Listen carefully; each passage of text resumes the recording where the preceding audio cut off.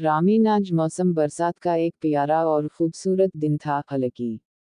हल्की फुहार बरस रही थी, इंसानों के साथ जंगल के सभी जानवर भी बहुत खुश थे। एक मोर खुशी के आलम में अपने रंगीन और खूबसूरत पर फैलाए जंगल में नाच रहा था।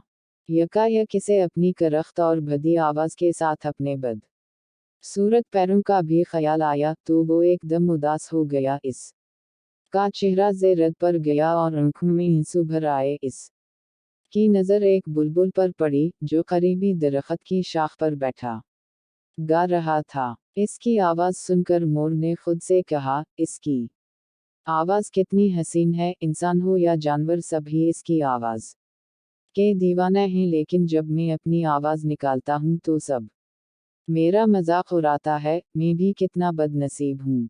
इस लम्हे जंगल में एक बुजुर्ग नमूदार हुए और इन्होंने मोर से कहा, तुम इस कदर दिस और परेशान क्यों लग रहे हो। मोर ने बुजुर्ग को देखा और ससकीन लेते हुए कहा, मेरा जिस्म कितना खूबसूरत है और मेरे पर तो बहुत ही हसीन है, लेकिन मेरे लिए ये सारी खूबसूरती बेकार है क्योंकि मेरी आवाज़ इतनी करख्त और भदी है कि जो भी इसे सुनता है वो खूब हंसता है। जारी है, बुजुर्ग ने प्यार से कहा, तुम वो वाहिद परिंदे हो जो उदास और परेशान दिखाई दे रहे हो। खुदा ने अपनी मखलूक को बहुत सी निमतें अता की हैं।